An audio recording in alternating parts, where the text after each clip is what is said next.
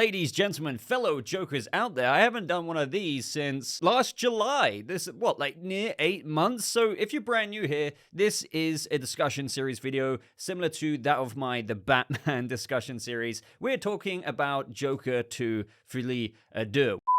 But hold on, guys. Whilst this video was releasing today, it turns out that we've just got our first look at Lady Gaga in her Harley Quinn look. So I do want to say a Harley Quinn look because this might not still be the final form. And yes, I'm editing this in here fairly quickly before we continue with the original upload, which stick around for. I answer a bunch of your guys' theories, questions, speculations, which definitely still apply despite seeing this because, as usual, and what I'll get into in this video, the whole unreliable narration of the first film. Is this really happening? Is this all in Lady Gaga's Harley Quinn's mind? All of that. But let's shut up about that for a second. Let's actually talk about the scene before we continue with the original upload. So first thing I wanted to say is that this scene in the movie, as reported, is that Joker Folie Deux will shoot a massive scene with explosions and 700 protesters with Lady Gaga rumored to show up. Lo and behold, here she is. The scene will be shot outside the Manhattan Criminal Court. And this is where we are getting this look amongst a bunch of protesters. And we heard that before this photo released, there was going to be like a full Queen of Hearts kind of look. And I wouldn't exactly say that. Now, what we're seeing here is still a version of a Harley look, you could say. Of course, you've got the diamonds there, reminiscent of Joker's diamonds. However, she's not wearing those on her eyes.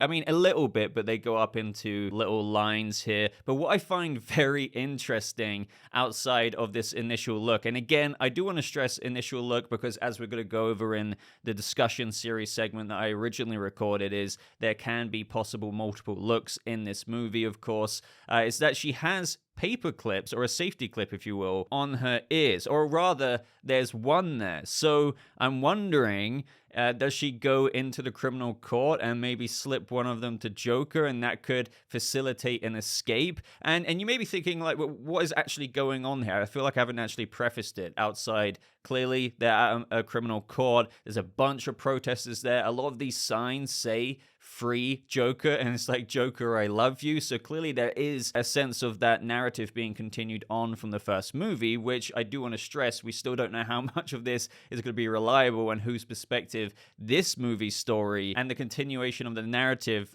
where that comes from, or who or which character that comes from. But clearly Arthur Fleck is being tried in there for what happened in the first movie. Another fascinating aspect to it is some of the signs says that Dent is a clown, so Harvey Dent. I'm guessing Harvey Dent is the district attorney who is trying to prosecute good old Arthur Fleck here. But it is fascinating to consider, you know, there's so many Joker supporters, as like what we saw at the end of the first movie, who are trying to protest this trial despite potentially seeing Murray Franklin getting his head blown off in the first movie. That is quite a lot of undying loyalty, and it could be the case that we really are seeing Arthur deal with this newfound fame when we see him escape like we have in some of the other leaked set footage videos out there. But again, I do need to stress how much of this is going to be reliable. Arkham Asylum already from set photos, or Arkham State Hospital, looks different from that of the first movie, and that's kind of a thing in of itself because the Arkham during the movie, the dirty kind of looking Arkham, is a different version from the one we see with Joker at the very end in that kind of clean Arkham, so that already adds up. So again, I do wonder if in the plot of this movie, despite us being familiar with some of the events that happened in the first movie that leads up to this protest, there might be certain alterations there that happen. And is this Harley as well, with the rumors of her being a patient before she's committed herself as a patient? Because she's clearly outside, like what we saw with other set photo leaks or videos of Lady Gaga's Harley Quinn, just out on the streets, breaking through a glass window and grabbing a TV from there. Were those flashbacks before she's a Arkham State Hospital patient, or does she go into Arkham as a visitor and they coordinate this escape? As what we see in that first official photo from Todd Phillips and Lady Gaga, and then it rounds back to this moment in the criminal court where they try and bust him out, as the reported explosions might take place in this criminal court set as well. There's a lot of ideas, but Lady Gaga looks pretty decent to me. I'm not convinced this is like the overall look, in a similar way to how we saw various different prelude looks to Joker's final form in the movie. Obviously, Arthur is still a patient or like an inmate for the criminally insane at Arkham State Hospital, so this could be filming before he actually gets out and is running down the streets. So as a result of that, Harley here, or Harleen halfway to Harley here, might not be at her full Harley Quinn look, because when she's actually with Arthur Fleck in the movie, probably later on in the filming, and when they're that dynamic kind of Bonnie and Clyde duo, that is when they could really like go full on Harley Quinn on top of what we're seeing here. And that's not me putting down this look, it's just me speculating that we've still got a ways to go, and given the story setting that we're seeing here, there's clearly quite a ways to go for Arthur's character getting out of the situation he's in, and as a result, what things are going to be like when she's actually with Arthur when he escapes. But ultimately, I think this looks super interesting, just seeing more protester signs like Joker, Marry Me, Gaga's Harley Quinn, just like rallying them on. Maybe she is the face of the supportive movement here for the protesters, and again, that's how she ultimately links up with Arthur, and she uses her to get out and maybe wants nothing to do with her, but then it does turn into a bit of an adoration, mad love situation. I would love to know your thoughts. Let me know what you think of what could be going on here outside the obvious setting of the criminal court scene and the protesters, and Harley seems to also be going in, so it's just like, why would they be like escorting her through the crowd if she's just a protester? That's something to bear in mind as well. But I'm going to go over to my old self, and we're going to continue on the next 20-30 minutes of speculation for Joker 2. Hope you guys enjoy that, and I'm out. What could be going on? You know, how is the plot exactly going to unfold? Yes, of course, we do know it's about somewhat adapting mad love, a shared madness, but there's still so much up in the air. And with recent set photos, Arthur running away from seemingly 3 different looking versions of himself. We have a still of Gaga's Harley and Arthur's Joker seemingly in Arkham, freaking Arthur getting shaved in Arkham, but also we have Harley out on the streets amongst rumors as well. So this is exactly all about that. You guys send your questions in here, we knock our heads together and talk about exactly what could be going on, because it's freaking fun to do so. So if you enjoy this video, guys, I'd really appreciate your support. Your likes really do help just boost this video out there in the freaking algorithm of YouTube. So hopefully you support your boy there, leave a comment, maybe even share it. That would be tremendous. But let's get into question number 1. Now this is from Jordan Toomey saying, do you think the Joker will keep his iconic look, or is there an opportunity to have a slightly different look when he reaches his final form, like different colored suit, different face paint style, etc.?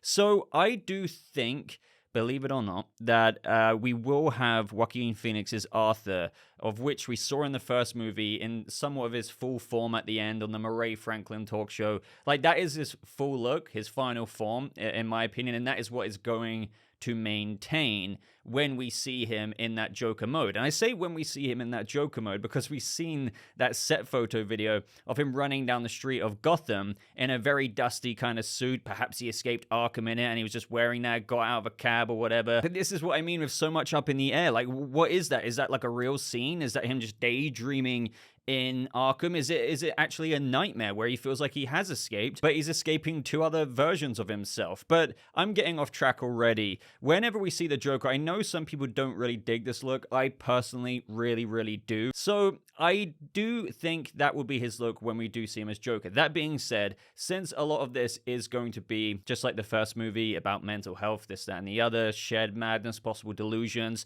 is it going to be following Arthur's perspective the whole time, or is Gaga's Harleen Quinzel, as she goes down the spiral staircase of madness, going to have her own delusions? So it's up to the audience to kind of figure out what perspective the narration or point of view is coming from. But since we will see, I'm sure, kind of daydreaming and God knows what else like that, maybe amongst musical numbers, we could get other tributes, if you will, to Joker looks in that of the comics. So it might not just be the red suit, the red nose, the clown makeup that we saw Joaquin Phoenix have in Joker 1. They could throw a few other mixes in there for the sake of, hey, this is just an imaginative scene, so why not? But for the most part, I do believe Todd Phillips has chosen his Joker look, and that is what you're seeing on screen right now. But I do want to stress that doesn't rule out the possibility, especially with a movie like this, with, madness and stuff like that, of it being explored in slightly different ways. And another clue as to why I think it still persists, the first movie's Joker final form, if you will,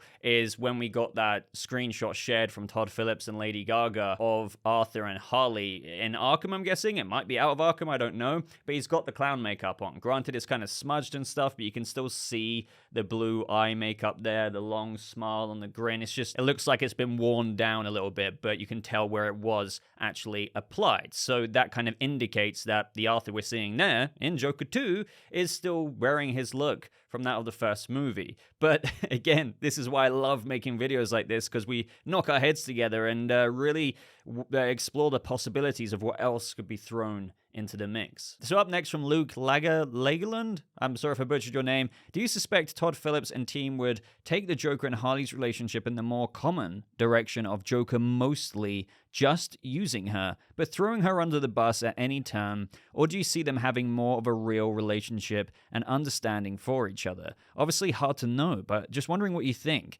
I might prefer the former as it feels more faithful to the characters, but Elseworlds projects can deviate, of course, if it makes sense, and I do completely agree with the latter there.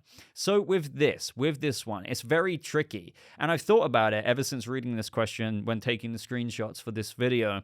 Will Joker be using Harley? Let's just say she is a therapist there, or she is a patient, was a therapist, but maybe she knows a thing or two about how to escape, and so he manipulates and uses her to get out of Arkham in some way or another.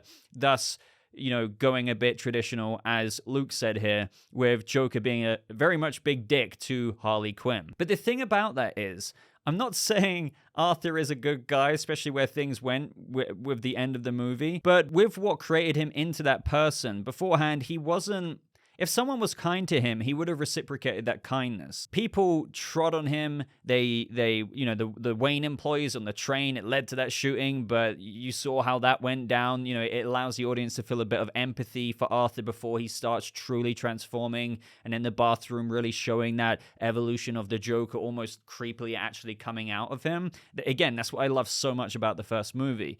But has he got to a point by the end of the first movie where he will treat everyone else like crap? Well, you can argue 100% yes, because at the end of that first movie, yes, we saw Arthur portrayed in that way, like I just said, where you can almost feel empathy for him. He got the crap kicked out of him in that alleyway when he was just working his job and they stole his sign. That could be Joker at the end of that movie, of the same Joker we'll see in the second movie in Arkham, telling that therapist that story to make you feel sorry for him. He's playing mind games with you. Because don't forget, he killed that poor woman. He killed that poor woman in Arkham. And what did she do to him? What did she do to him when he was walking with the bloody footprints? So what I was initially going with is like maybe, certain events caused him to be this way. And, he killed one of his co-workers in his apartment and he shot Murray Franklin and it all got up to that extent. But still, when you ultimately evaluate it, all of those things were being told from Arthur Fleck in the clean version of Arkham, arguably the real Arkham at the end of the movie.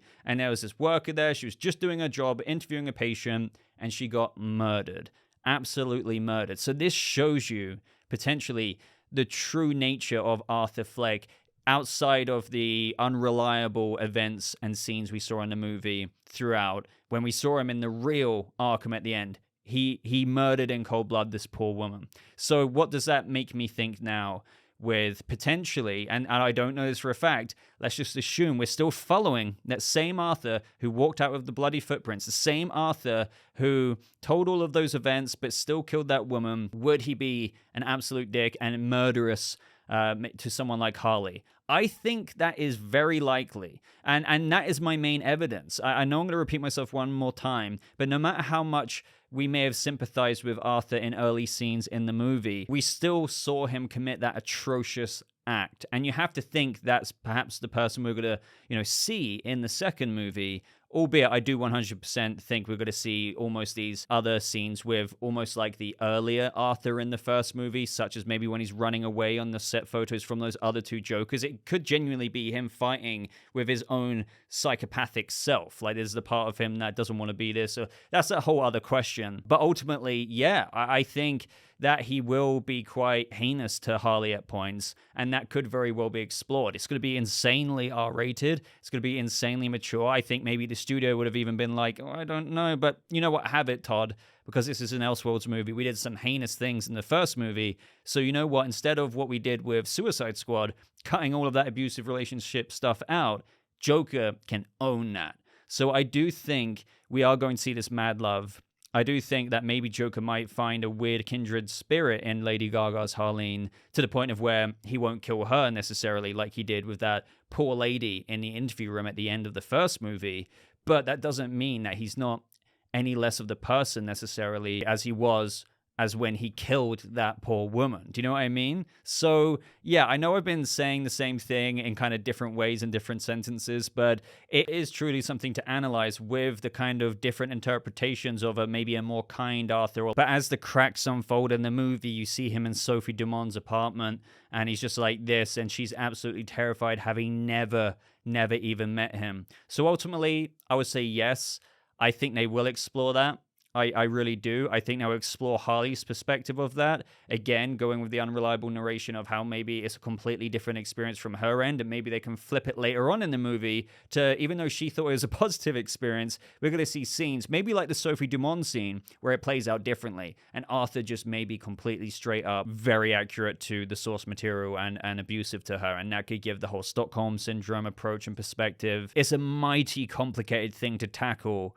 But yeah, given the Arthur we saw at the end of the first movie in the clean, arguably real, and I say arguably because I can't prove it, like for all I know, that's like a fake scene, but it is meant to symbolically show that is the Arthur we're maybe meant to be dealing with in the second movie.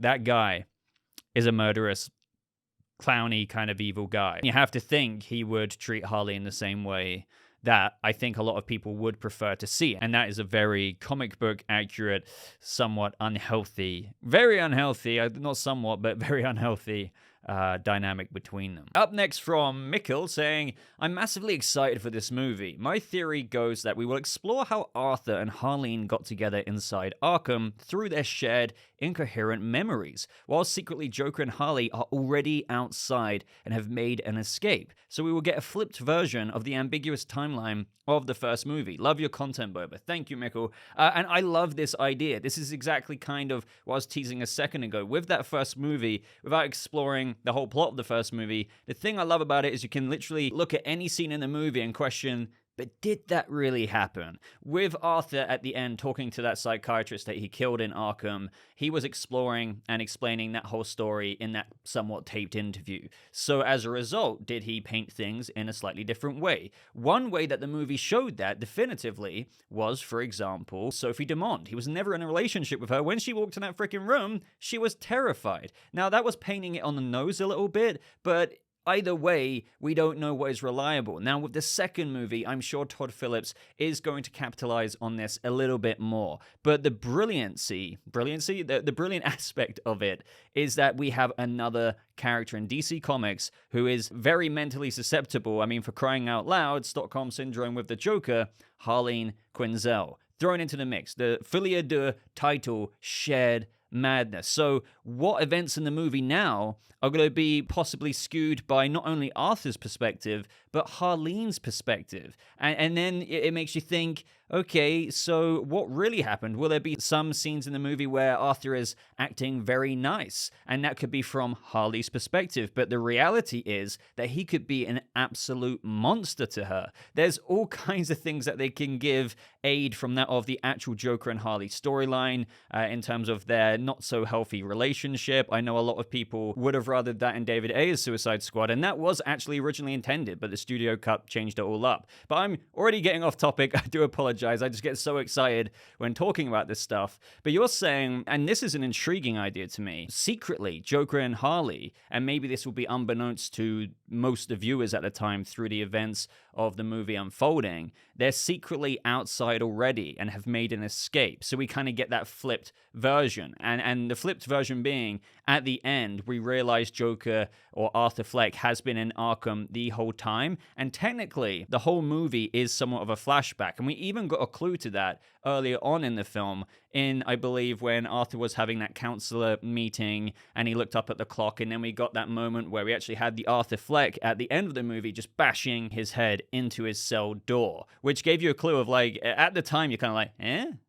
what's going on there? But it was just a little foreshadowing to the end of the movie with the reality of the situation. So I do like this proposal that, hey, what if Todd Phillips kind of reverse engineered that and gave it the approach of Joker and Harley are already out there, but we're exploring the events of how it happened, but it's still possibly up to debate as to how maybe they fell in love or developed this shared madness, this dynamic Bonnie and Clyde duo. I would really dig that. I've already got a prediction in the comments that some people might say, okay, that's a cool idea, but I feel like maybe it's playing too much on what the first movie did, that even though it is technically a new approach, that they're kind of relying on the same kind of, okay, what is real and what isn't real, and they've just flipped it. I would still really be down for it, and plus, I'm sure whatever we're talking about right here is going to be way more planned out and impressive than, let's just assume this was true and it was flipped and there's this somewhat ambiguous, oh, did this happen or didn't this happen, oh, they're really out there kind of thing. It would have been way more planned. I mean, Todd Phillips has been working on this for a long, long time, so I really can't wait to see what they cook up there, because the first Joker movie showed the potential of that fascinating approach to storytelling with Arthur's perspective in the asylum at the end. So again, here we have to ask ourselves, what does that mean with Harley Quinn thrown into the mix? There is so much they can do there. I know people aren't really gelling with the concept or premise of this movie, but I do think that people, and I've said this time and time again, will be really surprised. And I think one of the biggest things as well is that people are just put off by that musical aspect. And I think that will surprise them too. Plus, I don't think it will be diving head over heels, jumping into the deep end, into musical territory. For example, it's been referred to or compared to as more A Star Is Born than that of, like, I don't know, freaking Greatest Showman. And if anything, I love the idea of how Joker and Harley, of whom are very theatrical characters and who have sung and done all of these little crazy wacky things, that actually does fit and could really somewhat annotate the storytelling of these two characters even better and way more impressive than what people are giving credit to, just the idea of it in general. And I really hope that I'm right about that, and that it really does just ultimately surprise a lot of people and actually dig the inclusion of it, you know, going a bit musical here and there. But just to emphasize, I really don't think it's going to be like, I can show you the world, Harley, Harley, Harley. I don't think it's going to be like that. Get that out of your head. Up next from Watson TBC. Hey, Bubba, love the channel. Thank you very much, Watson. Do you think within the movie's delusional scenes we could see imagery of bats? It seemed like for a good reason they stayed away from this in the first movie. Cheers. So with this, I don't see why they would correlate this Elseworlds Joker movie to that of Batman. But there is a possibility that will entertain in just a second. And that being said, they did have literally Arthur meet Bruce Wayne and even Alfred at Wayne Manor's gates, and they explored the whole story. And this is what I liked with it, because it was innovative on super traditionalist canon, whilst also maintaining to, oh, is Joker really Arthur Fleck? You know, what's his real name? Because was he actually Thomas Wayne's son, or was he Penny's? Like, do you know what I mean? They still paid tribute to that idea, and they still included the whole Bruce Wayne aspect of it. So you could argue that kid could go on to become Batman one day. It's just that Joker's quite a bit older. So I couldn't say that there wouldn't be any Wayne aspects to it in this film, but I don't know if they're really going to lean on that as much. But then again, this is still a DC movie, so Todd Phillips could still do that in some way, shape, or form. They could still, movie logic-wise, say that Bruce is a bit older in this, and maybe he actually wasn't as young as he seemed to be in that first movie because it was told from Arthur's point of view. Do you know what I mean? But as far as bats, Joker hasn't seen Batman, so in this movie, whether it's a delusional state, a shared madness kind of scene or whatever, I don't see why there would be any imagery of Batman. Now, I can imagine an Easter egg, depends how theatrical and what I mean by musically theatrical they might go into a number. If there's like a little Easter egg of bats flying, and that's literally it, it doesn't really mean anything, but the fans know, oh, look, Todd Phillips put bats in there. But that's as far as I think it could go. And I say that, again, predominantly because even if they did that and there was other scenes in the movie, let's say Arthur actually out of Arkham, like that set photo of him running down the street, he hasn't come across Batman. Batman's not going to just, drop down from the grapple hook as Arthur's running away from those other clowns that were running after him in that set photo video, goes down an alley, and then there's Batman saying, "What are you doing? Get back to Arkham Asylum." Like, that's not really going to happen, and he's not going to think, "Oh, I'm fascinated with you." So it really is still, I think, a character study approach to the mental health kind of aspect and spiral staircase of the man that turned into the Joker. Kind of a Killing Joke approach there, which is ironic to say, because yes, I know he went into a chemical vat in that storyline, but I always have preferred the realistic, gritty take of one bad day, or like a few bad days, but in this situation, it is quite a few bad days in the first Joker movie. It's kind of more realistic how something or someone or a series of events can break someone to become that of the Joker. Again, I do really dig the chemical vat, but it's almost more interesting in some ways. Those flashback scenes of the failed comedian, the guy who was having a baby with his wife and he lost them both. Do you know what I mean? Granted, Arthur's story is quite different, but that's what's really appealing to me. So I spoke about all of that because I think that's still what this movie is, a character study on the Joker. Arguably that you've got Harleen into the mix there as well now. But Batman, I don't know if he'll have a presence, even remotely close to the Bruce Wayne that we got in the first movie. But if they do go outside Arkham, things could get pretty interesting there. There could be references to Thomas Wayne again. It's going to be very intriguing. Something I haven't actually thought so much about as to how much of a presence the younger Bruce Wayne, the Alfred, will have in the second movie. I'm not saying they will even be cast, but will there be a kind of news report or things like that referencing the events of the first film? I don't know. Like, there's all kinds of things that we need to keep an eye out for there. Up next is from Mr. Biscuit saying, "Hey, Bubba, love the channel. Your streams are always a good time. Thank you, man. And shout out to all of those of you who were on that stream the other day. It was absolutely crazy. And if you want to join those, make sure you turn notifications on and then click it again and set it from personalized to all, because I keep getting told from people, I've got notifications on, but I don't get told about it. It's because you need to set it from personalized to all, and hopefully I'll see you there. But either way, my question is, the Joker persona is an affectation, a costume that gives Arthur freedom to be someone else. Now that we've seen Harley in her street clothes, unless it's a flashback, she's most likely not going to be a patient right off the bat in Arkham Asylum like Arthur. Do you think her Harley will also be an affectation, an escape from being Dr. Harleen Quinzel? Or do you think she will simply become Harley Quinn because she loves Arthur and wants to be with him in the classic origin story kind of Harley Quinn way? And yeah, this is a super intriguing question because even though there's not a bunch to talk about with the recent Lady Gaga set photos of Harleen Quinzel, long story short, that she's on the street of Gotham. Seems to be that there's this kind of and it's all 80s-esque, right? As per the first Joker movie. We know this as well from like newsstands of set photos of magazines from the 80s. So it's still in that wheelhouse. There's like this store window with a bunch of old TVs in it, and she breaks the glass and just takes one of them out.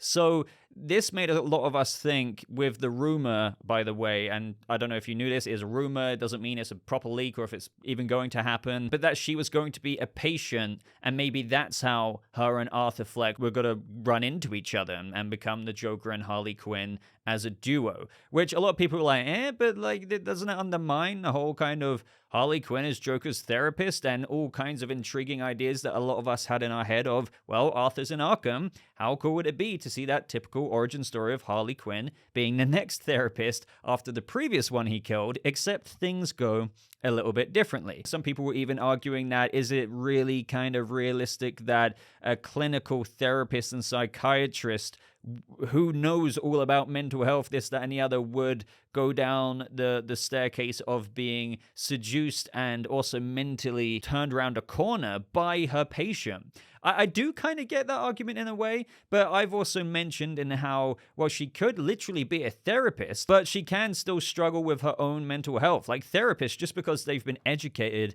in therapy and psychiatry, it most certainly doesn't make, if you choose that occupation, you immune from being depressed or developing certain maybe disorders or this, that, and the other. So I don't mind that approach. And I've even said that what if Harley was literally a therapist, as what Mr. Biscuit is saying here? Yes, it could be a flashback, as per what we saw in the filming not so long ago, where she just broke that glass in the window and just grabbed a TV out of it. Why did she do that? Was she seeing something on the TV? Was she an actual licensed therapist but has some kind of disorder where she's maybe hallucinating? Or basically, long story short, was she just a therapist who actually ended up in Arkham? And that doesn't mean that she wasn't actually a therapist. It's just that she's now institutionalized in an asylum. And that could, funnily enough, work because she could still get to know Arthur, and that's how they bump into each other in one way or another. And maybe they have their own little kind of secret patient therapy sessions because, yes, she's a patient, but that doesn't mean that they can't have conversations where she's, funnily enough, giving him therapy, as that was her former occupation outside in the real world in Gotham. But your main question here is, do I think that Harley will also be an affectation in the way that you say that, Joker gave Arthur this kind of freedom to express himself in a way where he was kind of very downtrodden before, and when he embraced that, it's kind of like Bruce Wayne with the mask. When he has it on, it's like, and even what Riddler said, funnily enough, in the Batman movie, it allowed him to be his full self with no shame, no insecurity or whatever. And could Harley have that similar approach? That is a very, very, very good question, because this is what this is all about. How is Harleen going to become, let's just say, maybe wearing clown makeup? Because I think a lot of us, we need to remember, this is an Elseworld story. It's an adaptation. It will ring true to certain story beats, I'm sure, but we need to try and remember at the same time to not apply canon to like, oh, if it happened that way in the source material, it's going to happen this way in the second movie. But I do think that she's still ultimately, kind of what you say there in a classic origin story kind of way, going to get enthralled by him. Now, we were just talking about how she could, let's just say the rumor is true and she actually is a patient in Arkham, and she still could have been a therapist beforehand, and that's how the rapport gets built, because Arthur's just like, well, I hate the therapists in here. You're a patient, sure, but you actually were a therapist as well. Why don't you try that on me? And maybe they, really bounce well off each other, and she's enticed by him. Not forgetting that I said she could still, despite being a therapist and a patient, have her own mental issues, and she gets really caught up with the impulsiveness and idea of what Arthur Fleck's Joker is. So yeah, naturally that could lead her to this progression of putting on makeup as well, just like how Arthur went on the Murray Franklin talk show. Granted that in the first movie there was a bit of a Joker movement, the Joker riots and stuff, so Arthur adopted the face of being that movement. What we need with these missing pieces is how much of that is canon? How much of those first movie events are real? Because sure, like, not every single scene in the first movie is fake. It's just how much of it happened, how much of it was exaggerated. Fine example of this is Arthur at the end of the film where he's going like this and there's all of those clown protesters there following him. Were there really as many there as what he thinks? Because that could be a side effect of Joker's adoration needs and requirements. Maybe that was all in his mind, just like the Sophie Dumont thing. But you could still argue the Joker riot movement was still a thing. So she might be very aware of that, meet the man who is, maybe the face of all of this. So again, maybe a lot of it was canon, and with her vulnerable state, with maybe, yeah, for sure, some classic origin story kind of Harley Quinn being seduced and falling in love, Stockholm Syndrome way, she gets really engrossed in it and naturally becomes his aide and Harlequin, if you will, and puts on makeup as well. There's so many things up in the air with how they're going to execute this mad love storyline, especially now, ever since that rumor came out about her being a patient, and then we see her on the streets of Gotham. But as you said yourself, could be a flashback,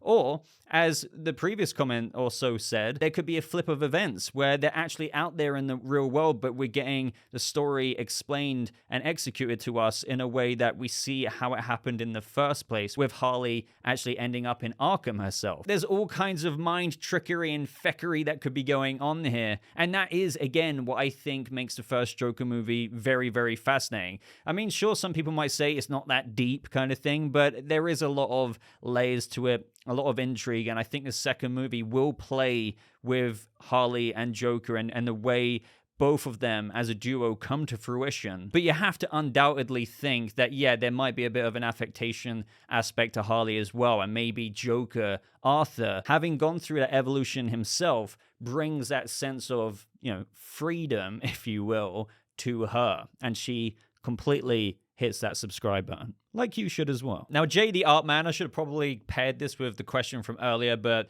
quickly with this one, considering the movie is mostly set in Arkham, we actually don't know that. I mean, it could be. Or again, it could be that kind of flip situation where there's two different, it's the same timeline, but different periods of the timeline are being explored where they might be out there in the real world or in Arkham. But you're saying, considering the movie is mostly set in Arkham, do you think we could get references to any Batman villains in this universe? Maybe Jonathan Crane as a psychiatrist or Hugo Strange. Again, I don't want to get carried away with this one, and it's a similar answer to what I said about bat imagery.